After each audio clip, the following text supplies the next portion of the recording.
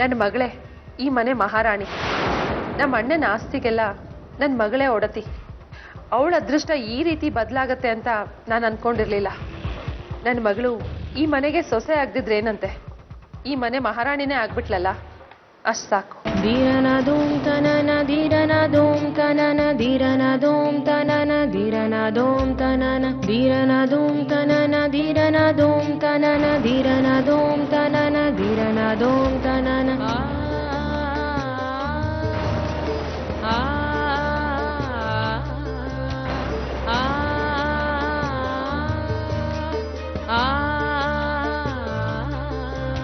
ಧೀರನದೋಂ ತನನ ಧೀರನದೋಂ ತನನ ಧೀರನದೋಂ ತನನ ಧೀರನದೋಂ ತನನ ಧೀರನದೋಂ ತನನ ಧೀರನದೋಂ.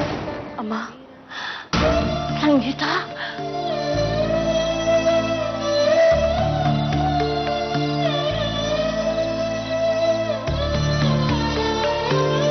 ಅಮ್ಮ ನಿಮ್ಮ ಹತ್ರ ಒಂದು ಮುಖ್ಯವಾದ ವಿಷಯ ಮಾತಾಡಬೇಕಿತ್ತು. ನನಗೂ ನಿನ್ನ ಹತ್ರ ತುಂಬ ಮುಖ್ಯವಾದ ವಿಷಯ ಮಾತಾಡಬೇಕಾಗಿತ್ತು. ಕೂತ್ಕೊಮ್ಮ, ಕೂತ್ಕೊ.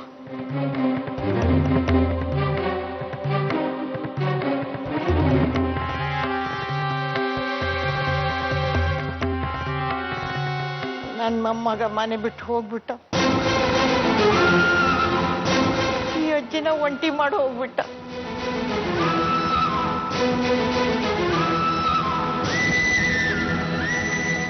ನಮ್ಗೆಲ್ಲ ತುಂಬಾ ನೋವು ಕೊಟ್ಬಿಟ್ಟು ಹೋಗ್ಬಿಟ್ಟ.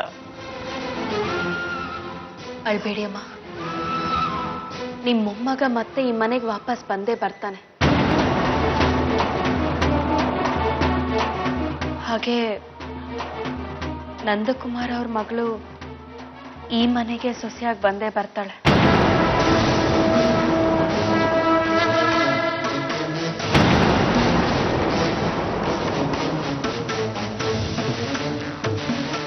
ಏನ್ ಹೇಳ್ತಿದ್ಯಮ್ಮ? ಈ ಮಾತನ ಇನ್ನೊಮ್ಮೆ ಹೇಳು. ನಂದಕುಮಾರ್ ಅವ್ರ ಮಗಳು ಈ ಮನೆಗೆ ಸೊಸೆಯಾಗಿ ಬರ್ತಾಳಮ್ಮ.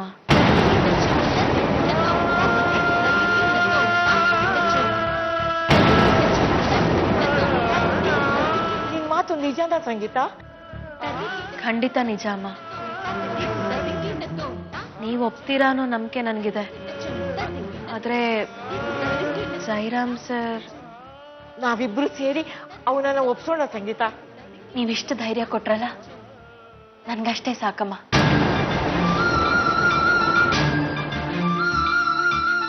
ನಿಮ್ಮ ಮೊಮ್ಮಗ ಸಂತೋಷ್ ಯಾವುದೋ ಹುಡುಗಿ ಕತ್ತೆಗೆ ತಾಳಿ ಕಟ್ಟಿದ್ದಾನೆ ಅನ್ನೋದು ಮಾತ್ರ ನಿಮಗೆ ಗೊತ್ತಿದೆಯಮ್ಮ. ಆದ್ರೆ ಆ ಹುಡುಗಿ ಯಾರು ಅನ್ನೋದು ಮಾತ್ರ ನಿಮ್ಗೆ ಯಾರಿಗೂ ಗೊತ್ತಿಲ್ಲ. ಆ ಹುಡುಗಿ ಬೇರೆ ಯಾರೂ ಅಲ್ಲಮ್ಮ, ನನ್ನ ತಂಗಿ ಸಿತಾರ.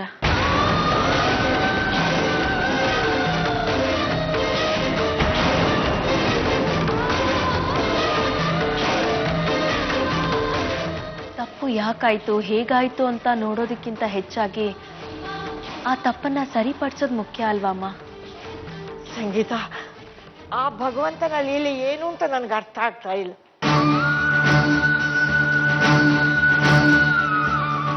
ನಮ್ಮನೆ ಸೊಸೆ ನೀನಾಗ್ತೀಯಾ ಅಂತ ಅನ್ಕೊಂಡಿದ್ದೆಮ್ಮ.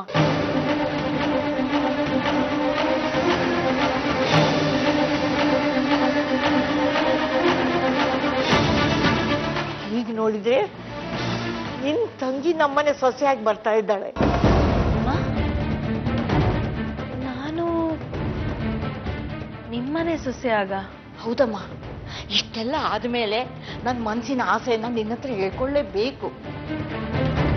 ಯಾವ ಕ್ಷಣದಲ್ಲಿ ನಿನ್ನ ಕಂಠ ನಾ ಟೆಲಿಫೋನ್ನಲ್ಲಿ ಕೇಳಿದ್ನು, ಆ ಕ್ಷಣದಲ್ಲೇ ತೀರ್ಮಾನ ಮಾಡ್ಬಿಟ್ಟೆ ನನ್ನ ಜಯರಾಮನ ಹೆಂಡತಿ ಸ್ಥಾನ ತುಂಬೋಕೆ ನೀನೇ ಸರಿಯಾದವಳು ಅಂತ.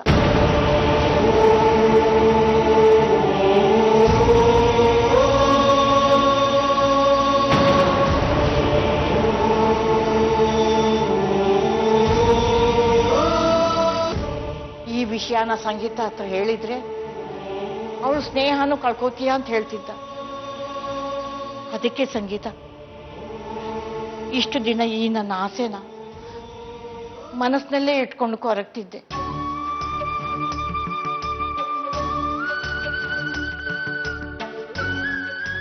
ಈಗ ನೋಡು ಸಂಗೀತ, ಆ ಭಗವಂತ ನನ್ನ ಆಸೆಗಳನ್ನ ಬೇರೆ ರೀತಿಯಲ್ಲಿ ನೆರವೇರಿಸ್ತಾ ಇದ್ದಾನೆ.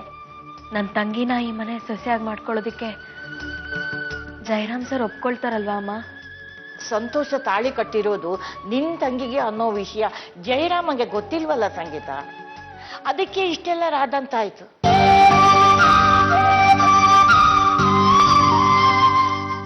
ಸಂತೋಷ ಮನೆ ಬಿಟ್ಟು ಹೋಗುವಾಗ ಈ ವಿಷಯ ಒಂದ್ ಸ್ವಲ್ಪ ಹೇಳಿದಿದ್ರೆ ಜಯರಾಮ್ ಅವನನ್ನ ಮನೆಯಲ್ಲಿ ಉಳಿಸ್ಕೊಂಡು ಸಿತಾರನ್ನು ಮನೆ ಕರ್ಕೊಂಡು ಬಾ ಅಂತ ಹೇಳ್ತಿದ್ದ. ಇಲ್ಲ, ಹೀಗಾಗ್ಬಾರ್ದು. ಹೇಗಾದ್ರೂ ಮಾಡಿ ಇದನ್ನ ತಡಿಲೇಬೇಕು.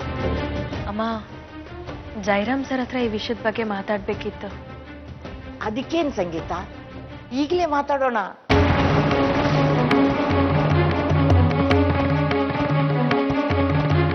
ಇನ್ನ ಆತಂಕ ನನಗೆ ಗೊತ್ತಾಗುತ್ತೆ. ಜಯರಾಮ, ಓ ಸುಮಿತ್ರಾ, ಬಾ. ಇವಳು ಯಾರು ಅಂತ ಗೊತ್ತು ತಾನೆ? ಗೊತ್ತಮ್ಮ, ಪ್ರೋಗ್ರಾಮಲ್ಲಿ ನೋಡಿದ್ದು, ಪರಿಚಯ ಇರಲಿಲ್ಲ. ನಮಸ್ತೆ. ನಮಸ್ತೆ. ಜಯರಾಮ್ ಎಲ್ಲಿದ್ದಾನೆ? ಅಮ್ಮ, ಅಣ್ಣ ಆಫೀಸ್ಗೆ ಹೋಗಾಯ್ತಲ್ಲ, ಮತ್ತೆ ಬರೋದು ರಾತ್ರಿಗೆ. ಯಾಕಮ್ಮ? ತುಂಬಾ ಮುಖ್ಯವಾದ ವಿಷಯ ಮಾತಾಡ್ಬೇಕಾಗಿತ್ತು. ಸಂಗೀತ, ಈಗ ಏನ್ ಮಾಡೋದು? ಆಫೀಸ್ಗೆ ಹೋಗಿ ಈ ವಿಷಯನೆಲ್ಲ ಮಾತಾಡೋಕ್ಕಾಗಲ್ಲ. ಮತ್ತೆ ಫೋನಲ್ಲಿ ಮಾತಾಡಿದ್ರು ಚೆನ್ನಾಗಿರಲ್ಲ. ಅದಕ್ಕೆ ಒಂದು ಕೆಲಸ ಮಾಡ್ತೀನಮ್ಮ, ನಾಳೆ ಇಲ್ಲಿಗೆ ಬಂದು ನೇರವಾಗಿ ಅವ್ರ ಹತ್ರ ಮಾತಾಡ್ತೀನಿ. ಸರಿ, ಹಾಗೆ ಮಾಡು. ಈಗ ಇದ್ಬಿಟ್ಟು ಊಟ ಮಾಡ್ಕೊಂಡು ಹೋಗಮ್ಮ. ಅಯ್ಯೋ ಬೇಡಮ್ಮ, ನಾನು ನಾಳೆ ಬರ್ತೀನಲ್ಲ. ಸರಿ ಸಂಗೀತ, ಏನು ಯೋಚನೆ ಮಾಡಬೇಡ, ಎಲ್ಲ ಒಳ್ಳೇದಾಗುತ್ತೆ. ಸರಿ ಅಮ್ಮ, ಬರ್ತೀನಿ. ಸರಿ, ಬರ್ತೀನಿ ಸುಮಿತ್ರಾ ಅವರೇ.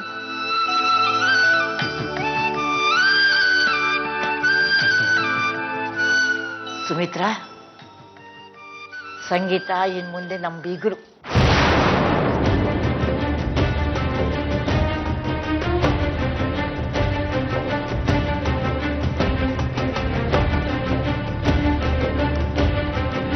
ಇಷ್ಟೊಂದು ಟೆನ್ಷನ್ ಮಾಡ್ಕೋಬೇಡ ಸಿತಾರ, ಅವರು ಖಂಡಿತ ಒಪ್ಪೇ ಹೋಗ್ತಾರೆ.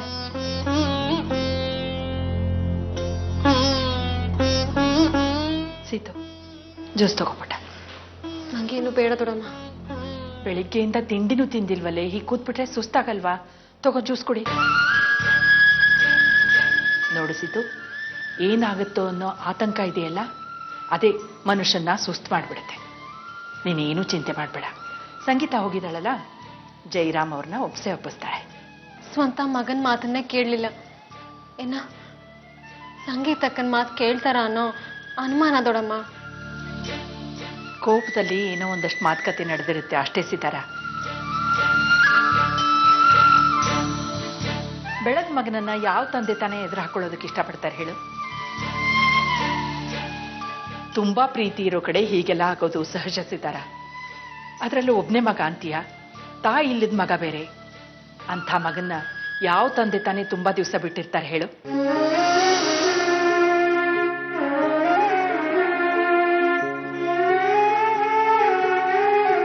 ಯಾವುದೋ ಒಂದು ಹುಡುಗಿಗೋಸ್ಕರ ತನ್ನ ಮಾತನ್ನೇ ಮಗ ಧಿಕ್ಕರಿಸಿ ನಡೀತಾ ಇದ್ದಾನೆ ಅನ್ನೋ ಕೋಪದಲ್ಲಿ ಹೀಗಾಗಿದೆ ಅಷ್ಟೇ. ಅದು ಅಲ್ಲದೆ ಜಯರಾಮ್ ಅವ್ರಿಗೆ ನಮ್ಮನೆ ಬಗ್ಗೆ ಎಲ್ಲ ಗೊತ್ತಿದೆ ಅಂತ ಹೇಳ್ತಾ ಇದೆಯಲ್ಲ, ಏನೂ ಆಗಲ್ಲ, ಚಿಂತೆ ಮಾಡಬೇಡ. ಅಕ್ಕ ಅವ್ರನ್ನ ಒಪ್ಸ್ತಾರೆ ಅನ್ನೋ ನಂಬಿಕೆ ನನ್ಗಿದೆ ದೊಡಮ್ಮ. ಆದ್ರೂ ಏನಾಗುತ್ತೋ ಏನೋ ಅನ್ನೋ ಭಯ ಅಷ್ಟೇ ತಾನೆ? ಏನೂ ಆಗಲ್ಲ, ನೀನು ಆ ಮನೆಗೆ ಸೊಸೆಯಾಗಿ ಹೋಗೇ ಹೋಗ್ತೀಯ, ಯೋಚನೆ ಮಾಡಬೇಡ. ತಗೋ ಕುಡಿಯಕ್ಕ.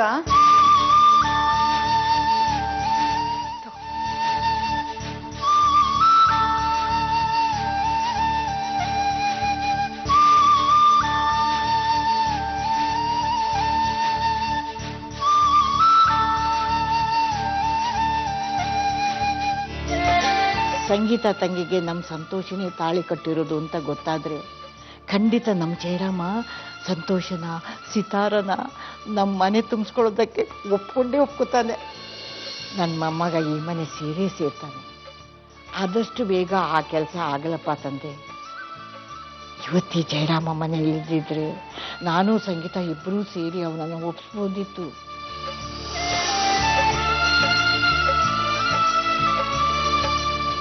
ಜಯರಾಮ,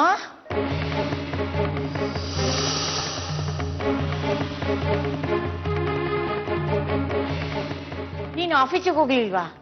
ಈಗ ಹೋಗ್ತಾ ಇದ್ದೀನಮ್ಮ. ಸಂಗೀತ ಬಂದಿದ್ಲು ಜಯರಾಮ. ಹೌದಾ? ಏನಂತ ವಿಷಯ? ವಿಷಯ ಏನು ಅಂತ ನನಗೂ ಹೇಳಲಿಲ್ಲ. ನೀನು ಆಫೀಸಿಗೆ ಹೋಗಿದ್ಯಾ ಅಂತ ಸುಮಿತ್ರಾ ಹೇಳಿದ್ಲು. ಅದಕ್ಕೆ ಅವಳು ಹೊರಟೋದ್ಲು. ನಿನ್ನ ಹತ್ರನೇ ಹೇಳದೇ ಇರೋಂಥ ವಿಷಯ ಏನಿರುತ್ತಮ್ಮ? ನನ್ಗೇನ್ ಗೊತ್ತು ಜಯರಾಮ. ನೋಡು, ನಾಳೆ ಅವಳು ಮತ್ತೆ ಬರ್ತಾಳೆ. ನೀನು ಬಿಡುವು ಮಾಡ್ಕೊಂಡು ಮನೆಯಲ್ಲೇ ಇರು. ಸರಿ, ನಾನು ಆಮೇಲೆ ಫೋನ್ ಮಾಡಿ ತಿಳ್ಕೊತೀನಿ ಬಿಡು.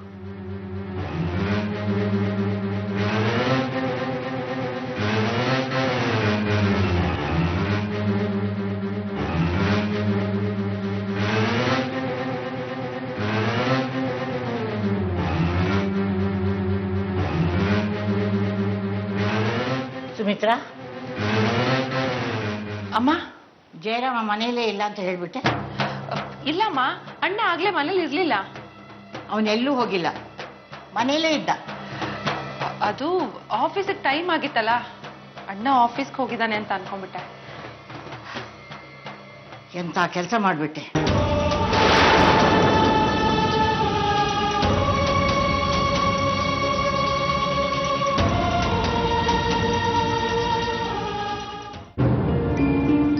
ಸಂಗೀತ, ಏನಾಯ್ತಮ್ಮ? ಜಯರಾಮ್ ಅವರು ಸಿತಾರನ್ನ ಸೊಸೆ ಮಾಡ್ಕೊಳ್ಳೋಕೆ ಒಪ್ಕೊಂಡ್ರು ತಾನೆ? ಅದು ದೊಡ್ಡಮ್ಮ, ನಾನಲ್ಲಿಗೆ ಹೋದಾಗ ಜಯರಾಮ್ ಸರ್ ಮನೆಯಲ್ಲಿ ಇರಲಿಲ್ಲ, ಆಫೀಸಿಗೆ ಹೊರಟೋಗಿದ್ರು.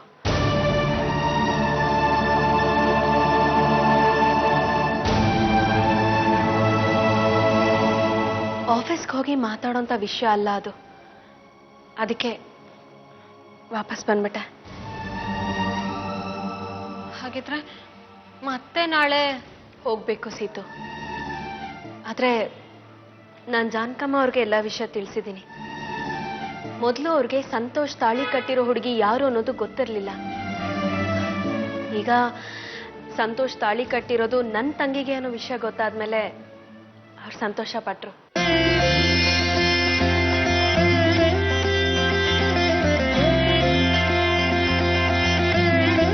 ನಿಮ್ ತಂಗಿನೇ ಸಂತೋಷ್ ಮದ್ವೆ ಆಗಿದ್ದಾನೆ ಅನ್ನೋ ವಿಚಾರ ಜಯರಾಮ್ ಸರ್ಗಿನ್ನೂ ಗೊತ್ತಿಲ್ಲ.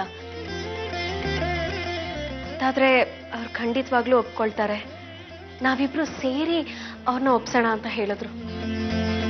ಮನೆ ಹಿರಿಯರೇ ಆ ಮಾತು ಹೇಳಿದ್ದಾರೆ ಅಂದಮೇಲೆ ಆತಂಕ ಪಡೋದು ಏನೂ ಬೇಡ ಸಂಗೀತ. ನಮ್ ಸೀತು ಆ ಮನೆಗೆ ಸೊಸೆಯಾಗಿ ಹೋಗ್ತಾಳೆ, ನೋಡ್ತೀರ. ನನಗೂ ಆ ನಂಬಿಕೆ ಇದೆ ದೊಡ್ಡಮ್ಮ. ಆದ್ರೆ ನಾವು ಅನ್ಕೊಂಡಿರೋದೆಲ್ಲ ನಡಿಬೇಕು ಅಷ್ಟೆ. ಬನ್ನಿ ಬಾಪು.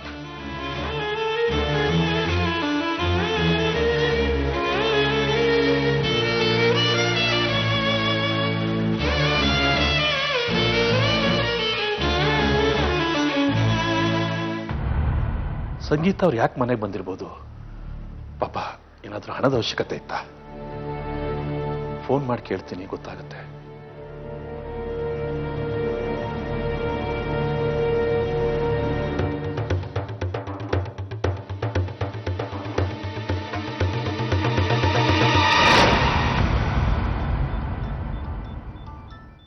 ಓ, ಜಯರಾಮ್ ಸರ್ ಫೋನ್ ಮಾಡ್ತಿದ್ದಾರೆ. ಫೋನಲ್ಲಿ ಅವ್ರಿಗೆ ವಿಷಯ ತಿಳಿಸೋದು ಬೇಡ. ಸರ್ ನಮಸ್ತೆ. ನಮಸ್ತೆ, ಹೇಗಿದ್ದೀರಾ? ಮನೆಗೆ ಬಂದಿದ್ರಂತೆ, ಏನು ವಿಷಯ? ಸರ್, ಅದು ನಿಮ್ಮ ಹತ್ರ ತುಂಬಾ ಮುಖ್ಯವಾದ ವಿಷಯ ಮಾತಾಡಬೇಕಿತ್ತು. ಹೇಳಿ, ಏನದು?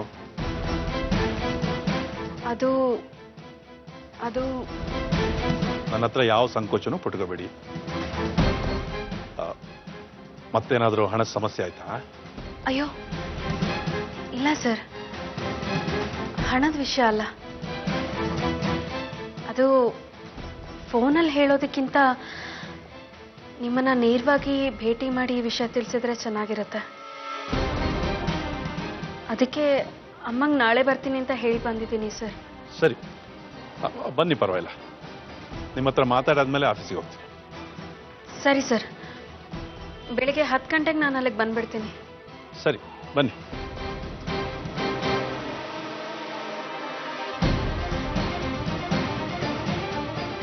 ಹೇಗಾದರೂ ಮಾಡಿ ಜಯರಾಮ್ ಸರ್ನ ಕನ್ವಿನ್ಸ್ ಮಾಡಲೇಬೇಕು.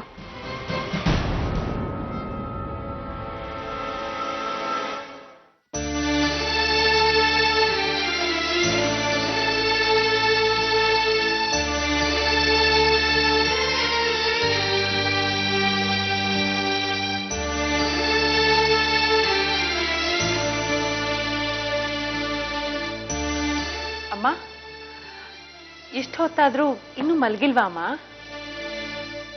ನನ್ನ ಮೊಮ್ಮಗ ಮನೆಗೆ ಬರೋವರೆಗೂ ನನಗೆಲ್ಲಿ ನಿದ್ದೆ ಬರುತ್ತೆ ಹೇಳು? ನನಗೂ ಹಾಗೆ ಆಗಿದೆ ಅಮ್ಮ. ಸಂತೋಷನ ಕಂಡ್ರೆ ಒಂದ್ ಕಡೆ ಪ್ರೀತಿ, ಇನ್ನೊಂದ್ ಕಡೆ ಕೋಪ. ಏನ್ ಮಾಡ್ಬೇಕು ಅಂತಾನೆ ತೋಚ್ತಾ ಇಲ್ಲ ಅಮ್ಮ. ನಾಳೆ ಎಲ್ಲ ಸರಿ ಹೋಗುತ್ತೆ ಅನ್ನೋ ನಂಬಿಕೆ ನನಗಿದೆ.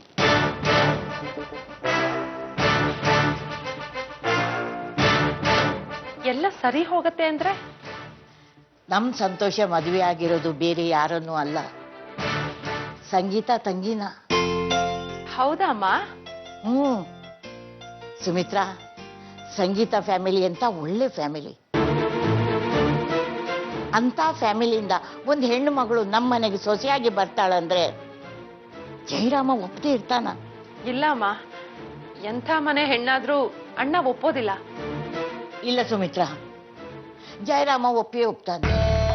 ಅವನಿಗೆ ಸಂಗೀತ ಮೇಲೆ, ಅವ್ರ ಫ್ಯಾಮಿಲಿ ಮೇಲೆ ತುಂಬಾ ಅಭಿಮಾನ ಇದೆ. ಅದು ಅಲ್ಲದೆ ಸಂಗೀತ ಈ ಮನೆ ಸೊಸೆ ಆಗ್ಬೇಕು ಅಂತ ನಾನು ಬಯಸಿದ್ದೆ. ಆದ್ರೆ ಆ ನನ್ನ ಆಸೆ ನೆರವೇರಲೇ ಇಲ್ಲ. ಇದು ಜಯರಾಮನಿಗೆ ಗೊತ್ತಲ್ವಾ? ಈಗ ಸಿತಾರನ ಬೇಡ ಅಂತ ಹೇಳೋದಕ್ಕೆ ಸಾಧ್ಯನೇ ಇಲ್ಲ. ಸಿತಾರ ಈ ಮನೆ ಸೊಸೆ ಆದ್ರೆ ಒಂದು ರೀತಿಯಲ್ಲಿ ನಮ್ಮ ಆಸೆ ಈಡೇರಿದ ಹಾಗೆ ತಾನೆ.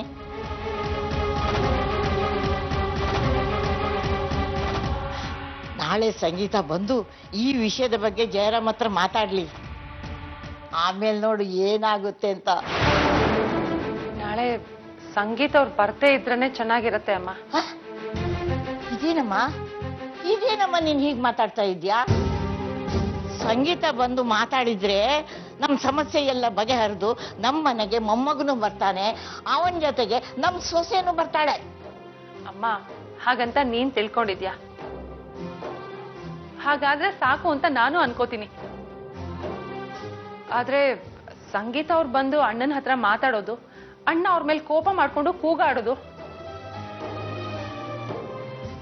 ಸಂಗೀತ ಅವ್ರಿಗೆ ಅವಮಾನ ಆಗೋದು, ಇದೆಲ್ಲ ಬೇಕಾ ಅಮ್ಮ? ಒಂದ್ ಕೆಲ್ಸ ಮಾಡು, ನೀನೇ ಸಂಗೀತ ಅವ್ರಿಗೆ ಫೋನ್ ಮಾಡಿ ಹೇಳ್ಬಿಡು, ನನ್ ಮಗ ಯಾವುದೇ ಕಾರಣಕ್ಕೂ ಇದಕ್ಕೆಲ್ಲ ಒಪ್ಪಿಗೆ ಕೊಡಲ್ಲ, ನಾಳೆ ನೀನ್ ಬರ್ದೇ ಇದ್ರೆ ಚೆನ್ನಾಗಿರುತ್ತೆ ಅಂತ ನೀನೇ ಹೇಳ್ಬಿಡಮ್ಮ. ಪಾಪ ಅಲ್ವಾ ಅಮ್ಮ, ಅವ್ರಿಗೆ ಅವಮಾನ ಆದ್ರೆ ನಮಗ್ ಅವಮಾನ ಆದ ಹಾಗಲ್ವಾ? ನೀನು ತಪ್ಪು ತಿಳ್ಕೊಂಡಿದ್ಯಾ ಸುಮಿತ್ರಾ? ಮನೆಗೆ ಬಂದ ಹೆಣ್ಣು ಮಗಳನ್ನ ಅವಮಾನ ಮಾಡಿ ಕಳಿಸುವಂತ ಕೆಟ್ಟ ಮನಸ್ಸು ನನ್ನ ಮಗನಿಗಿಲ್ಲ. ನೋಡ್ತಾ ಇರು, ನಾಳೆ ಅವನು ಒಪ್ಪಿಯೇ ಒಪ್ತಾನೆ. ಸಿತಾರ ಈ ಮನೆ ಸೊಸೆಯಾಗಿ ಬಂದೇ ಬರ್ತಾಳೆ. ಅಷ್ಟಾದ್ರೆ ಸಾಕಮ್ಮ. ಅಮ್ಮ, ತುಂಬಾ ಹೊತ್ತಾಗಿದೆ, ಮಲ್ಕೋಮ್ಮ. Good night. ಸರಿ.